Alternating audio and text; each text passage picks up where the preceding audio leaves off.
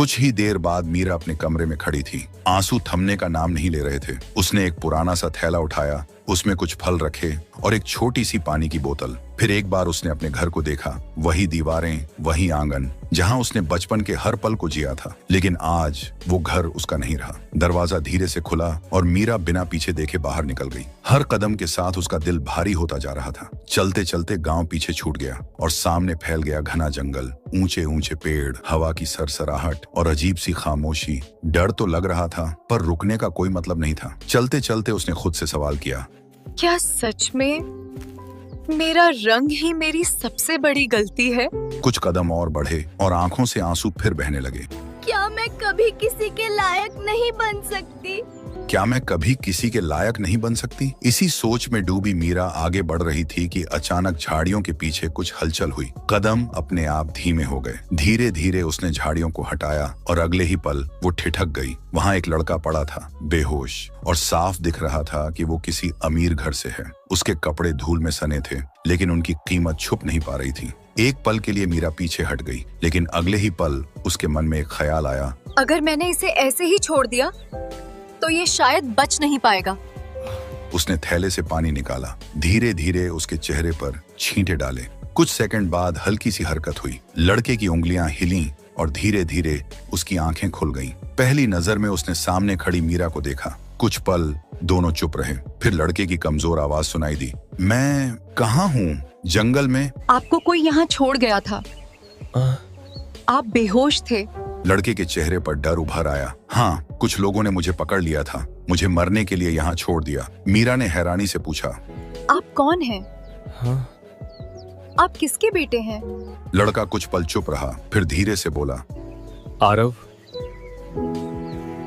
मैं जमींदार अरुण सिंह का बेटा हूँ। ये सुनते ही मीरा के चेहरे पर हैरानी साफ दिखने लगी। वो समझ गई ये कोई आम इंसान नहीं है। उसने बिना कुछ कहे उसे सहारा दिया, बैठने में मदद की और अपने थैले से फल निकालकर उसके सामने रख दिए। आरव की आंखों में आशा थी। तुमने मेरी जान बचाई है, मैं ये एहसान कभी नहीं भूलूंगा। मीरा ने हल्की सी मुस्कान के साथ कहा, मैंने तो बस इंसानियत निभाई है। कुछ देर बाद आरव ने पूछा, तुम यहाँ अकेली क्या कर रही हो? बस यही सवाल था जिसने मीरा की आंखों को फिर भर दिया। उसने धीरे धीरे अपनी पूरी कहानी बता दी। घर, अपमान और बेघर होने का दर्द। आरव सुनता रहा और हर शब्द के साथ उसका चेहरा बदलता गया। सिर्फ रंग की वजह से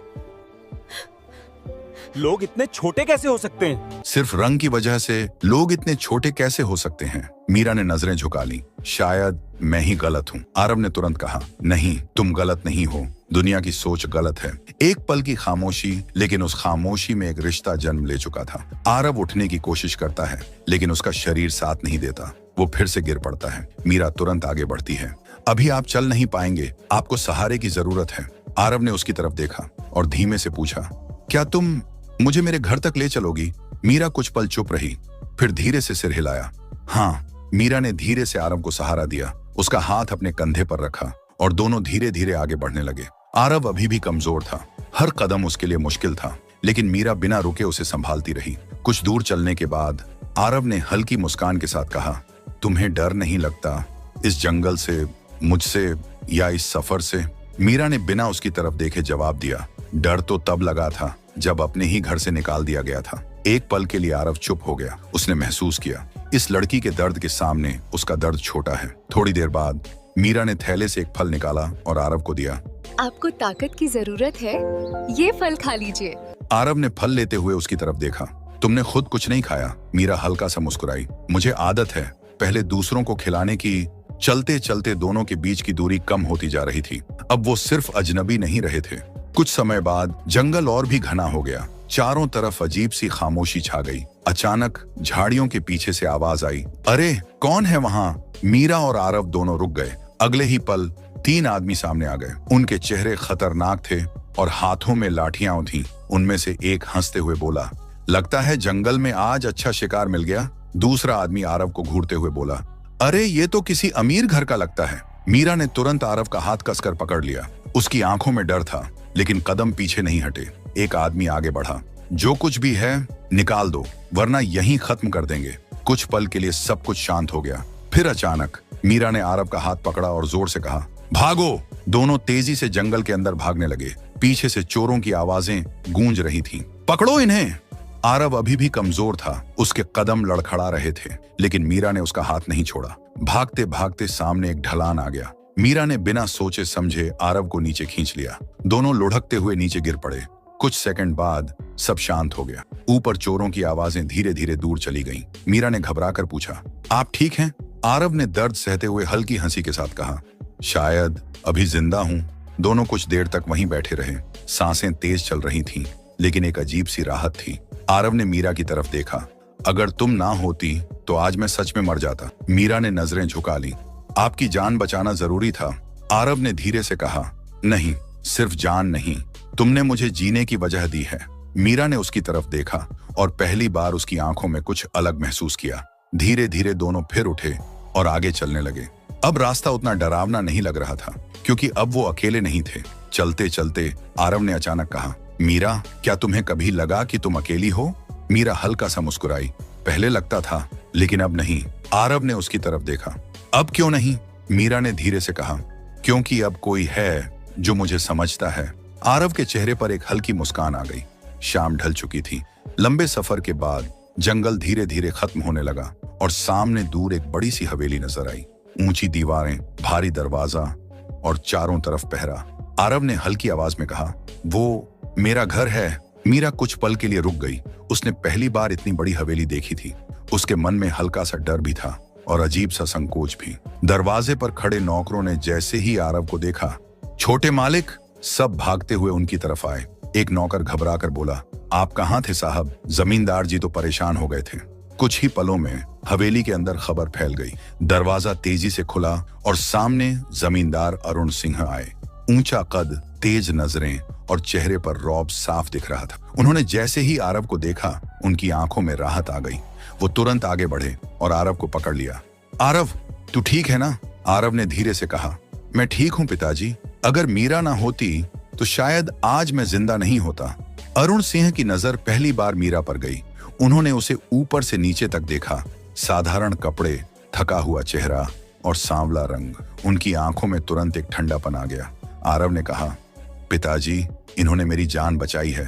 फिर अरुण सिंह ने धीमे लेकिन भारी स्वर में कहा, ठीक है, इसे इनाम दे दो और यहाँ से भेज दो। ये सुनते ही मीरा चौंक गई। आरव के चेहरे पर भी असहजता आ गई। आरव तुरंत बोला, पिताजी, ये कोई इनाम लेने नहीं आई, ये मेरी मदद करके यहाँ तक लाई है।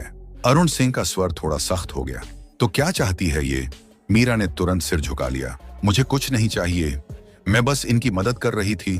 आरव ने मीरा की तरफ देखा और फिर अचानक उसने वो कह दिया जो किसी ने सोचा भी नहीं था, पिताजी, मैं मीरा से शादी करना चाहता हूँ। पूरा माहौल एकदम शांत हो गया। नौकरों की सांसें जैसे थम गईं। अरुण सिंह का चेहरा गुस्से से भर गया। तुझे होश है? तू क्या कह रहा है? आरव ने बिना झिझक कहा, हाँ पिताजी, मैं होश में हूं और यही सच है। अरुण सिंह ने गुस्से में मीरा की तरफ देखा। इस लड़की में ऐसा क्या है जो तू इसे इस घर की बहू बनाना चाहता है? आरव ने शांत लेकिन मजबूत आवाज में कहा, इन्होंने मेरी जान बचाई है और ये दिल से बहुत अच्छी है। अरुण सिंह हंस पड़े, लेकिन वो हंसी तानों से भरी थी। दिल से अच्छी? इस घर की बहू बनने के लिए सिर्फ दिल नहीं, औकात भी चाहिए। ये शब्द सुनकर मीरा का दिल फिर टूट गया। मीरा ने धीरे से कहा, मुझे यहाँ रुकना नहीं है, मैं अभी चली जाऊंगी। लेकिन आरव ने तुरंत उसका हाथ पकड़ लिया। नहीं, तुम कहीं नहीं जाओगी। अरुण सिंह और गुस्से में आ गए। आरव, तू इस लड़की के लिए मुझसे बहस करेगा? आरव ने पहली बार अपने पिता की आंखों में आंखें डालकर कहा, अगर बात सही है तो हाँ, करूंगा। कुछ पल के लिए हवेली में भारी सन्नाटा छा गया। अरुण सिंह ने गुस्से में कहा, जब तक मैं जिंदा हूं, ये लड़की इस घर की बहू नहीं बन सकती। ये सुनकर मीरा की आंखों से आंसू निकल पड़े। उसने धीरे से अपना हाथ छुड़ाया और बोली, आपके बीच मेरी वजह से झगड़ा हो रहा है, मैं नहीं चाहती कि ऐसा हो। आरव कुछ कह पाता उससे पहले मीरा पीछे हट गई। उसी वक्त अचानक अरुण सिंह के सीने में दर्द उठा। उनका चेहरा पीला पड़ गया। उन्होंने अपने सीने को पकड़ लिया और लड़खड़ाते हुए जमीन पर गिर पड़े।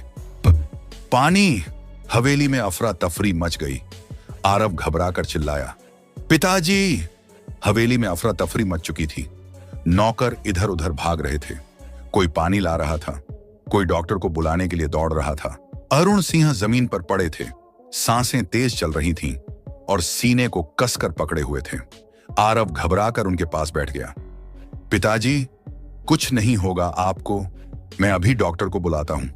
लेकिन तभी मीरा ने अचानक उसका हाथ पकड़ लिया। रुकिए। आरव ने हैरानी से उसकी तरफ देखा। क्या हुआ? मीरा की आवाज शांत थी, लेकिन आंखों में आत्मविश्वास साफ था। अगर अभी कुछ नहीं किया तो देर हो जाएगी। आरव समझ नहीं पाया। तुम क्या कहना चाहती हो?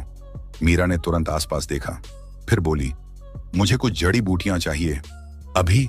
आरव एक पल के लिए चौंका, लेकिन उसकी आंखों में भरोसा था। तुम जो कहो मैं वही करूंगा। मीरा ने जल्दी जल्दी कुछ नाम बताए और हवेली के बगीचे की तरफ इशारा किया। वहां वो पौधे होंगे, जल्दी लाइए। आरव बिना एक सेकंड गंवाए दौड़ पड़ा। कुछ ही देर में वो पत्ते और जड़ें लेकर वापस आया। मीरा जमीन पर बैठ गई और तेजी से उन जड़ी बूटियों को पीसने लगी। उसके हाथ तेज चल रहे थे, जैसे वो ये सब पहले भी कर चुकी हो। आरव हैरानी से उसे देख रहा था। तुम्हें ये सब कैसे पता? मीरा ने काम करते हुए ही कहा। बचपन में मेरे दादाजी ने सिखाया था। वो गांव के वैद्य थे। कुछ ही पलों में एक लेप तैयार हो गया। मीरा ने सावधानी से अरुण सिंह को सहारा दिया और वो दवा उन्हें पिला दी। फिर पल बाद पूरा माहौल जैसे थम गया था। आरव की नजरें सिर्फ अपने पिता पर थीं। धीरे धीरे अरुण सिंह की सांसें सामान्य होने लगी। उनका चेहरा थोड़ा शांत हुआ। कुछ देर बाद उन्होंने आंखें खोली। आरव की आंखों में आंसू आ गए। पिताजी, आप ठीक हैं? फिर अचानक अरुण सिंह की नजर मीरा पर पड़ी। वो कुछ पल उसे देखते रहे, जैसे समझने की कोशिश कर रहे हों। आरव ने धीरे से कहा, पिताजी, आपकी जान मीरा ने बचाई है। ये सुनते ही अरुण सिंह का चेहरा बदल गया। वो धीरे धीरे उठकर बैठ गए और पहली बार उनकी आंखों में अहंकार नहीं बल्कि सम्मान था। उन्होंने मीरा की तरफ देखा और धीमी आवाज में कहा, मैंने तुम्हें गलत समझा। मीरा चुप रही। कुछ पल बाद अरुण सिंह ने आगे कहा, आज अगर तुम ना होती तो शायद मैं जिंदा नहीं होता। हवेली में खड़े सभी लोग ये सब देख रहे थे। अरुण सिंह ने गहरी सांस ली और कहा, आज समझ आया, इंसान की पहचान उसके रंग से नहीं, उसके कर्म से होती है। मीरा की आंखों में हल्की नमी थी, लेकिन इस बार वो दर्द नहीं था। आरव चुपचाप खड़ा सब देख रहा था। उसके चेहरे पर एक सुकून था। अरुण सिंह ने आगे बढ़कर मीरा के सामने हाथ जोड़ दिए। मुझे माफ कर दो बेटा। मीरा घबरा गई। ऐसा मत कीजिए, अरुण सिंह ने धीरे से कहा। अगर तुम मंजूर करो तो मैं तुम्हें इस घर की बहू बनाना चाहता हूं। मीरा की नजरें धीरे से आरव की तरफ गईं। आरव मुस्कुरा रहा था। उसकी आंखों में वही भरोसा था और उस पल मीरा के चेहरे पर भी हल्की सी मुस्कान आ गई। हवेली में अब सब कुछ बदल चुका था। जहां पहले मीरा के लिए तिरस्कार था, वहीं अब सम्मान था। कुछ ही दिनों में पूरी हवेली सजने लगी। चारों तरफ रोशनी, फूलों की खुशबू और खुशियों का माहौल। नौकर आपस में बातें कर रहे थे। यही वो लड़की है जिसने जमींदार जी की जान बचाई। सच में दिल से बहुत अच्छी है। मीरा चुपचाप खड़ी सब देख रही थी। उसे यकीन नहीं हो रहा था। जो लड़की कुछ दिन पहले बेघर थी, आज उसी के लिए हवेली सज रही थी। आरव उसके पास आया, धीरे से बोला, क्या सोच रही हो? मीरा हल्की मुस्कान के साथ बोली, बस यही कि जिंदगी कितनी जल्दी बदल जाती है। आरव ने उसकी तरफ देखते हुए कहा, कभी कभी सही इंसान मिल जाए तो जिंदगी बदलने में वक्त नहीं लगता। मीरा ने नजरें झुका ली। शादी का दिन आ गया। पूरा गांव हवेली के बाहर इकट्ठा था। सबकी नजरें उसी लड़की पर थीं जिसे कभी उसके अपने ही घर ने ठुकरा दिया था। दुल्हन के जोड़े में सजी मीरा आज पहले से भी ज्यादा खूबसूरत लग रही थी, लेकिन इस बार उसकी खूबसूरती उसके चेहरे में नहीं, उसके आत्मविश्वास में थी। मंडप सजा हुआ था। पंडित मंत्र पढ़ रहे थे। आरव और मीरा एक साथ बैठे थे। फेरे शुरू हुए।